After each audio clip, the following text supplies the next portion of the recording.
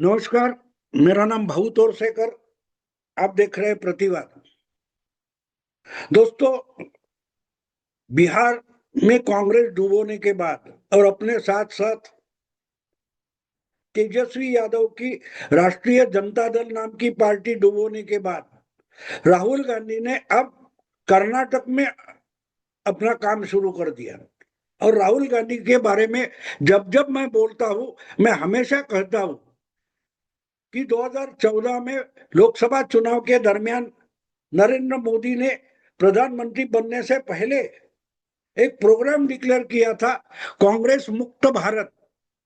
लेकिन 2014 का चुनाव जीतने के बाद बहुत सारे भाषण प्रधानमंत्री बनकर नरेंद्र मोदी जी ने दिए हैं, लेकिन पिछले 11 साल में नरेंद्र मोदी ने कभी भी अपने उस बयान को दोहराया नहीं, जिस बयान में उन्होंने कहा था कि कांग्रेस मुक्त भारत, यानी कांग्रेस को इतना खत्म कर दो, इतना कमजोर कर दो कि भारत की राजनीति में कांग्रेस का कोई प्रभाव नहीं होना चाहिए। यही तो उनका एजेंडा था, वो उन्होंने डिक्लेयर किया था। लेकिन प्रधानमंत्री बनने के बाद मोदी जी ने कभी भी अपना ये वक्तव्य बयान दोहराया नहीं। लेकिन अजीब बात यह है कि उस चुनाव के बाद, 2014 के चुनाव के बाद लगातार हम अगर कांग्रेस के अध्यक्ष बने हुए या अध्यक्ष पद उनके पास हो ना हो, राहुल गांधी कांग्रेस के हाई कमांड बनने के बाद एक बात पर राहुल गांधी पूरी ताकत लगाकर काम करते हुए दिखाई देते हैं। वो बात है कांग्रेस मुक्त भारत। और जहां जहां जाते हैं कांग्रेस का बंटाधार कर देते हैं, ये अलग से कहने की जरूरत नहीं है। कभी पदयात्रा निकालते हैं, हिमाचल में पदयात्रा के लिए जाते नहीं चुनाव होते हुए भी, लेकिन हिमाचल कांग्रेस जीत जाती है। लेकिन उसी पदयात्रा के दरमियान गुजरात के पास से वो पदयात्रा गुजरती है, तो कुछ घंटों के लिए, एक दिन के लिए राहुल गांधी गुजरात जाते हैं और कांग्रेस रिकॉर्ड ब्रेक कम सीटें लाती है, सबसे निचले नंबर पर आ जाती है और बीजेपी के लिए गुजरात में एक बम्पर विक्ट्री तय कर देते हैं। अभी बिहार में बहुत सारे चुनाव हो गए, मैं हर चुनाव का आंकड़ा नहीं बताने की मुझे जरूरत नहीं है। अभी अभी 3 महीने से बिहार में बीजेपी को हराने के लिए कमर कसते हुए राहुल गांधी काम पर जुटे थे। बीजेपी ने तैयारी शुरू भी की कि नहीं पता नहीं, बीजेपी की खबरें भी नहीं आती थी चुनाव के लिए बिहार के। ऐसे वक्त में राहुल गांधी ने कन्हैया कुमार और पप्पू यादव को कृष्णा अल्लावरू के साथ बिहार भेजा था, नया प्रभारी बनाकर। और 3 महीने के बाद आज बिहार के नतीजे सामने आ गए। बिहार में कांग्रेस का पूरा सुपड़ा साफ हो गया। कुछ 19 एमएलए थे, अब 3 बचे। और साथ साथ तेजस्वी यादव का भी पूरा सत्यानाश कर दिया है। तो राहुल गांधी जिस ढंग से काम करते हैं, वो देखते हैं तो ऐसा लगता है कि नरेंद्र मोदी जी का जो एजेंडा था कांग्रेस मुक्त भारत, वो अब राहुल गांधी ने अपने हाथों में लिया है और इसीलिए काम कर रहे हैं। इसलिए बिहार फतेह करने के बाद, यानी बिहार में कांग्रेस का पूरा सत्यानाश करने के बाद राहुल गांधी ने अपनी नजरें कर्नाटक पर टिकाई है। कर्नाटक डूबने जा रहा है, यानी कर्नाटक कांग्रेस डूबने जा रही है। अच्छा, बात कोई नहीं है। पिछले कम से कम 8-9 महीने से ये चर्चा कर्नाटक से, बंगलुरु से सुनने को मिल रही है कि जब कर्नाटक के 2023 में चुनाव हो गए थे, उसके बाद बीच कांग्रेस को जब बहुमत मिला था और सिद्धरामैया को मुख्यमंत्री बनाया गया था, उस वक्त वहां के कांग्रेस के प्रदेश अध्यक्ष डीके शिव कुमार थे। और डीके शिव कुमार के नेतृत्व में अगर कांग्रेस को बहुमत मिला है, तो क्यों ना उनकी महत्वाकांक्षा होगी, एम्बिशन होगी कि मैंने बहुमत लाया है तो मैं चीफ मिनिस्टर बनूंगा। बिल्कुल वही महत्वाकांक्षा सचिन पायलट की राजस्थान में थी, लेकिन उसके साथ राहुल गांधी ने खिलवाड़ की थी। और फिर अशोक गहलोत मुख्यमंत्री बने थे और बाद में सचिन पायलट को बगावत करनी पड़ी। आगे कुछ नहीं हुआ, उनको कुछ समय के लिए उप मुख्यमंत्री बनाया गया था, लेकिन बगावत करने के बाद उनका जो उप मुख्यमंत्री पद चला गया, उसके बाद फिर वो मंत्री तक नहीं बने, आज तक नहीं बने। और विधानसभा चुनाव में 2023 में कांग्रेस बुरी तरह से राजस्थान विधानसभा चुनाव हार गई। तो वही मामला अब, यानी वहां ये होता कि ठीक है तुमने लाया है, 2.5 साल तुमको करोगे, बिल्कुल वही आश्वासन अगर डीके शिव कुमार को दिया था तो पिछले 1 साल से बेचैन थे। 1.5 पौने 2 साल सिद्धरामैया के होने के बाद डीके शिव कुमार ये कोशिश कर रहे थे, हाई कमांड को जगाने की कोशिश कर रहे थे कि आपने हमें आश्वासन दिया है कि 2.5 साल सिद्धरामैया और 2.5 साल डीके शिव कुमार। तो जब सिद्धरामैया के 2 साल पूरे होने को आए तो अगले 6 महीने में मुझे मुख्यमंत्री बनाने की तैयारियां अब से शुरू करो। इसके लिए बेचारे डीके शिव कुमार पिछले कुछ महीनों से कोशिश कर रहे थे और उसी की खबरें बार बार आ रही थी। यहां तक खबरें आ रही थी, कांग्रेस के कुछ नेता यहां तक बोल रहे थे शिव कुमार को मुख्यमंत्री बनने से अब कोई नहीं रोक सकता, ये खबरें आ रही थी। लेकिन राहुल गांधी मुड़कर भी ऐसी खबरों की तरफ या ऐसी चर्चा की तरफ देखते नहीं थे। ना कांग्रेस का कोई हाईकमांड उस पर चर्चा भी करता था। राहुल गांधी बिहार में लगे हुए थे, तो शिव कुमार की अपेक्षा होगी कि भाई बिहार का मामला खत्म होने के बाद कर्नाटक में सत्ता पलट हो जाएगा, तख्ता पलट हो जाएगा, मुझे मुख्यमंत्री बनाया जाएगा। तो इसलिए मुझे लगता है कि शिव कुमार ने यह धैर्य दिखाया था।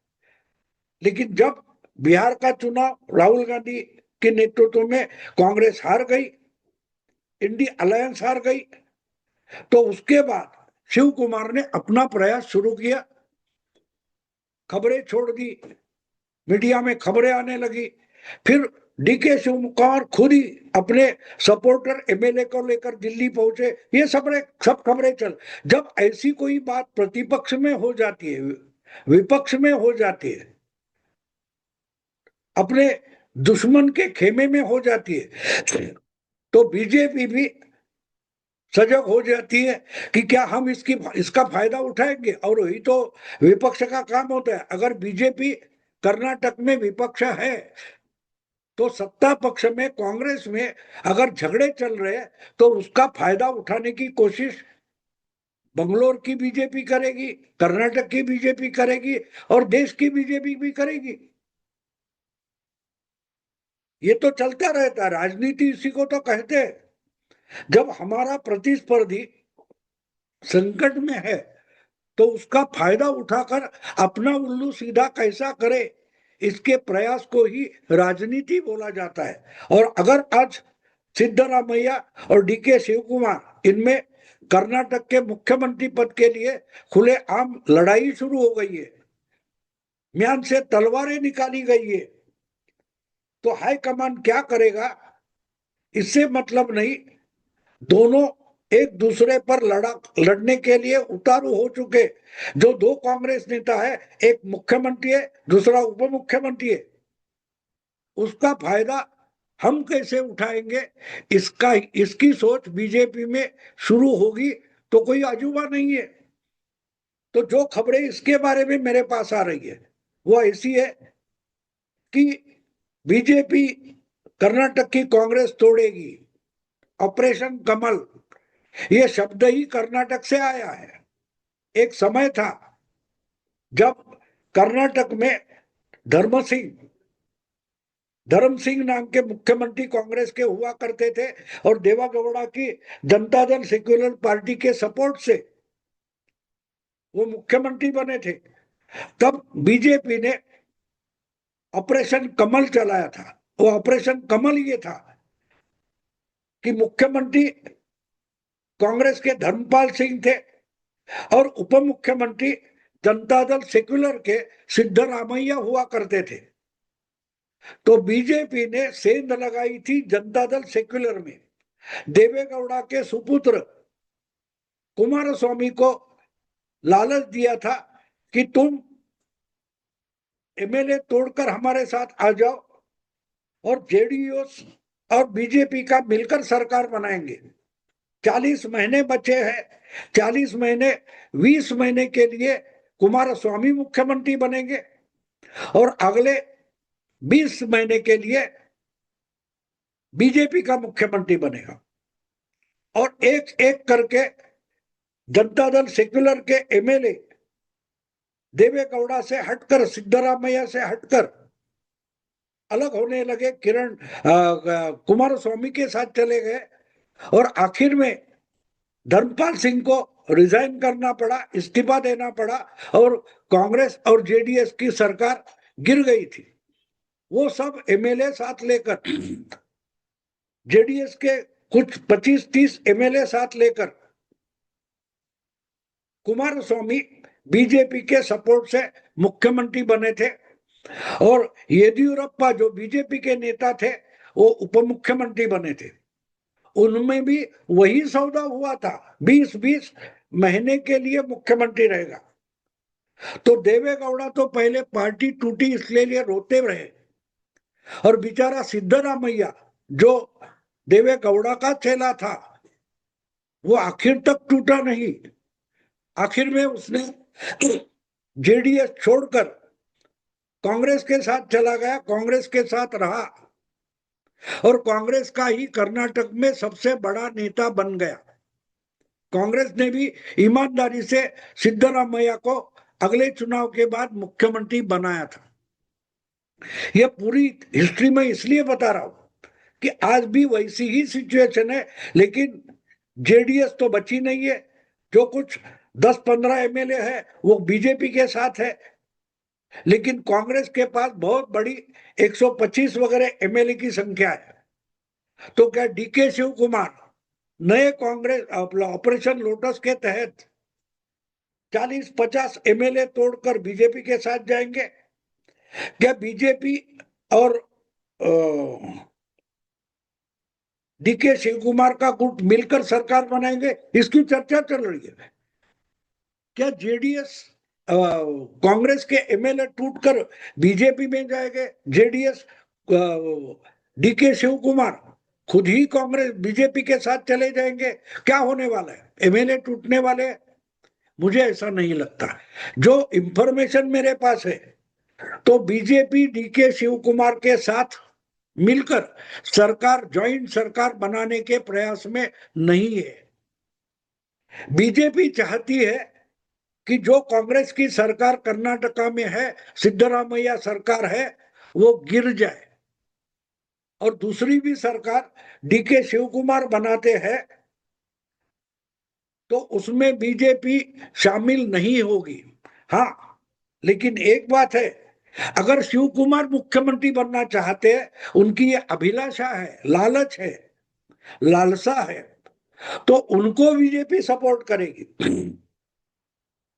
अगर आधे से ज्यादा एमएलए तोड़कर डीके शिव कुमार सिद्धरामैया सरकार गिराते हैं और उनकी माइनॉरिटी गवर्नमेंट बनती है तो बीजेपी सत्ता से बाहर बैठकर डीके शिव कुमार की सरकार का सपोर्ट करेगी। मतलब साफ है, माइनॉरिटी गवर्नमेंट बनेगी और बीजेपी के मेहरबानी पर डीके शिव कुमार को मुख्यमंत्री बनना पड़ेगा। लेकिन उसमें एक शर्त कायम रहती है, जब आपका माइनॉरिटी गवर्नमेंट होता है तो सपोर्ट करने वाली पार्टी कभी भी आपका सपोर्ट विड्रॉ कर सकती है, वापस ले सकती है। और जिस दिन सपोर्ट वापस लिया जाता है उस दिन वो माइनॉरिटी गवर्नमेंट गिर जाती है। तो शिव कुमार के पास, डीके शिव कुमार के पास ये चॉइस है बीजेपी के साथ मिलकर सरकार बनाने का चॉइस शिव कुमार के पास मैं मानता हूं नहीं है। जितनी जानकारी, जितनी इंफॉर्मेशन मेरे पास भाऊ तोरसेकर के पास है, उसके आधार पर मैं एक बात बोल सकता हूं कि बीजेपी और शिव कुमार गुट मिलकर ज्वाइंट सरकार नहीं बनेगी। अगर सरकार बनेगी तो माइनॉरिटी गवर्नमेंट बनेगी और जितने एमएलए तोड़कर डीके शिव कुमार कांग्रेस से निकलेंगे उनकी ही सरकार बनेगी। अब इसमें क्या फर्क होता है वो आप समझ लो। अगर कर्नाटक में समझो 25 मिनिस्टर बन सकते हैं, 30 मिनिस्टर बन सकते हैं, तो 30 मिनिस्टर पूरे के पूरे डीके शिव कुमार के गुट के हो गए। यानी अगर डीके शिव कुमार 60-70 एमएलए लेकर बाहर निकलते हैं तो उसमें से आधे लोगों को मिनिस्टर होने का चांस मिलेगा, अवसर मिलेगा। और यही लालच है डीके शिव कुमार के पास। बीजेपी ने जो लालच रखी है वो आप समझो। वो लालच ये है कि तुम जितने एमएलए तोड़ सकते हो उसमें से कम 25-26 मिनिस्टर बन सकते हैं। अगर 26 मिनिस्टर बनाने हैं, 27 मिनिस्टर बनाने हैं, तो उससे 2 गुना एमएलए तुमको तोड़ना जरूरी है, उतने तोड़ो।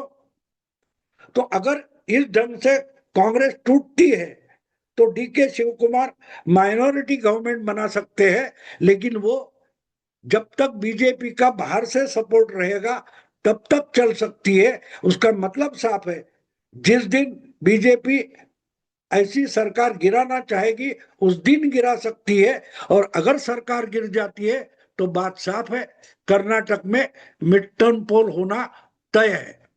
और इसका कारण ये कि अभी अभी एक सर्वे आया है, सी वोटर का सर्वे आया है कि कर्नाटक की जनता क्या चाहती है। कर्नाटक की जनता चाहती है कि बीजेपी की सरकार आ जाए। यानी अभी बहुत जल्दी अगर चुनाव हो जाए, अब टाइम के अनुसार देखो तो 2028 है, लेकिन 2.5 साल 3 साल पहले, 2 साल पहले 26 में ही कर्नाटक में विधानसभा का चुनाव होता है तो बीजेपी अकेली अपनी ताकत पर बहुमत ला सकती है। और इसलिए रणनीति ये है कि शिव कुमार को तोड़ो, उसको मुख्यमंत्री बनाओ और जब चाहे सरकार गिरा दो, मिड टर्म पोल ले लो और अपनी पूरी की पूरी बीजेपी की बहुमत वाली सरकार चुनकर लाओ। तो बात साफ है, शिव कुमार मुख्यमंत्री बनेंगे तो बीजेपी उसको बाहर से सपोर्ट करेगी। दोस्तों अभी यही रुकता हूं। वीडियो पसंद आए तो लाइक कीजिए, शेयर कीजिए और प्रतिवाद को सब्सक्राइब कीजिए। नमस्कार।